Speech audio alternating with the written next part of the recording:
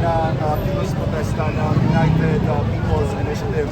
Pero kaninang alas 10 ng umaga ay natanggap na ng mga organizers, particularly ng UPI, yung desisyon ng Quezon City Government na dininay yung permit nila to rally dahil meron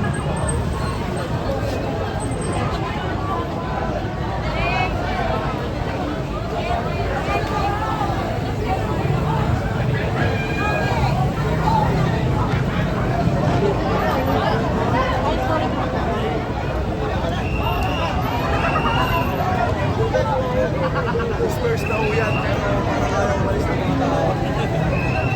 Disperse na. Para po natin ang transparency and accountability. Nagkakaroon din po kami ng simultaneous na rally sa aming lungsod, sa aming probinsya. Okay, kahapon po, nagkakipon-tipon din po kami sa Pampanga para sumama sa inyong advokasya para linisin ang pagkiwalayan sa aming gobyerno. Kaya po ang mga kasama dito po sa City na nandito kami ngayon, hanggang kahapon pa ngayong gabi, sasamahan natin kayo. Huwag po matatakot at dito po, nasa likod natin ng ating Panginoon ang malat niya. So nasa katiwiran, ipaglaban po natin. Maraming salamat po.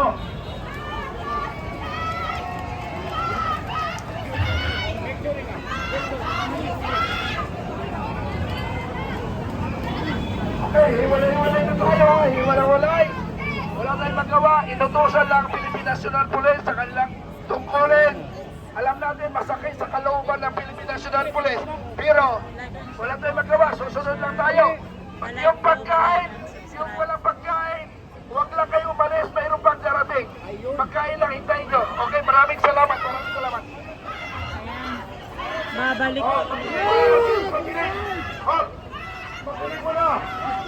Magdinig mo na! Marcos resign! Alistahin! Kulong! Marcos resign! Alistahin! Kulong! Marcos resign! Alistahin! Kulong! Marcos resign! Alistahin! Kulong! Naisarap mabuhay sa sariling bayan. Binakuran. Alam na dadami ito dito eh. Ang mga pulis naghihigpit doon. Binakuran. Ah? Ang bayan, sinisingil, bukas ay nabangon din. At sila nga'y tumulan sa bigas ng pag-raya. Ibon man may kayando. Di ba kayo yung partida? Hindi, babalik. Bayan Ay, babalik daw ito after ng misa, babalik. ay magnasan makaalmas. Pilipinas kong inumutya. Babalik po after Ugat 20 ng pagkatapos ng misa. at Kasi alas 6 ang misa. Aming alika, makita kang sakdan laya. One more time. Aming alika, makita kang sakdan laya. Marcos resign! Marcos resign! Marcos resign! Marcos resign! Babalik kami! Mas marami! Babalik kami! Mas marami! Babalik kami! Mas marami! Maraming salamat! Mabuhay po kayo! Let us disperse peacefully! Ano yun? Uy. Ano yan, ha?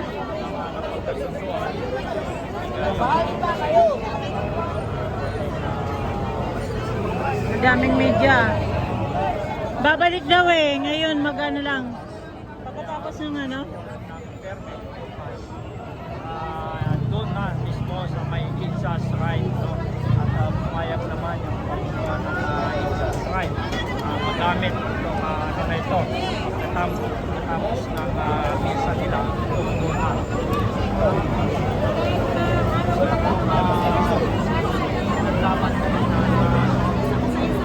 Like and share po, pa-like and share.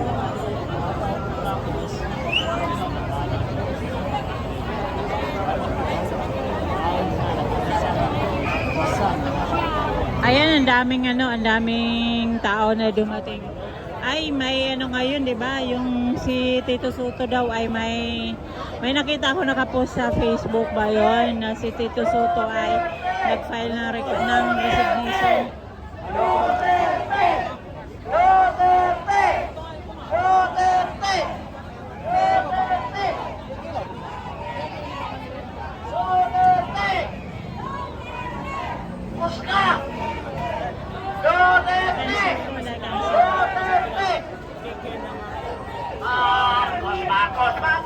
Pag dinoble ang tao nito, wala na. Triple. Dami pala eh.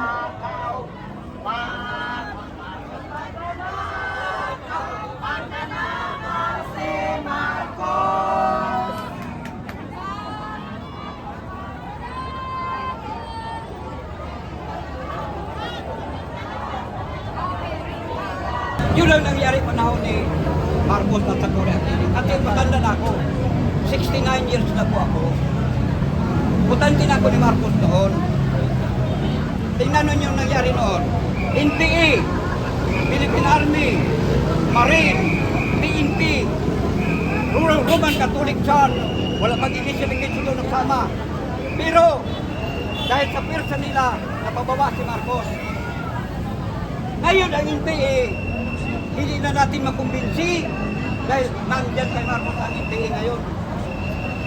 Pero noon, sumama sila doon sa advokasya sa People's Power Revolution. NPA, Philippine Army, Marines at Roman Catholic Church nagkakaisa. Mahigit ilang milyon ang nagmarcha dito natanggal ang pilitan si Marcos pakalis. Alam ninyo na nag-ano ko sa mga kaibigan ko, mga leaders ng Muslim. Mag-ipon kayo ng 1 milyon ng Muslim. Grupo ni Rumeswari, grupo sa MILF. Kung mayroon silang 1 milyon, kami sa katutubo, mayroon kaming 1 milyon din ng mga tao nakahanda na rin. Kahit kaming dalawa lang sa sektor namin, tribo at Muslim, magkakaisa kami sa taong bayan. 100% po yun, mapilitan si BBM na umalis. Hindi pa nila nakilang sa mga katutubo.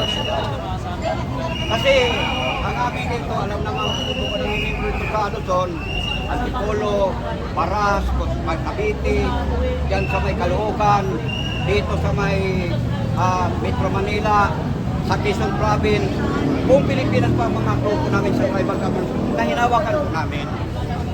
Opo, sa totoo lang po, hindi man ito nagpayabang. Ako ang founding chairman na nagtayo ng makasariling pamahalaan ng katutubo buong Pilipinas. Mayroon na po kami natayo ngayon sa buong Pilipinas na 2,500 tribal governance barangay. Tribal governance barangay, 2,500 ngayon. Mayroon kaming 250 ka-tribal municipal office buong Pilipinas ngayon. Ang pangalan, National Tribal Governance Administration. Mayroon kaming 50 ka provincial office operation buong Pilipinas ngayon. At 13 ka-rehiyon. Ang nagtayo namin po yung buong Pilipinas. Hindi lang ako napalangtad dahil mayroon kaming sinusulong sa Senado na amendment sa batas. Yung batas ng katutubo ng Republic Act 1871, ginawa ko yung amended. Nag-amend ako na pinatanggal ko yung National Commission on Indigenous People, NCIP, dahil lang silbi sa katutubo.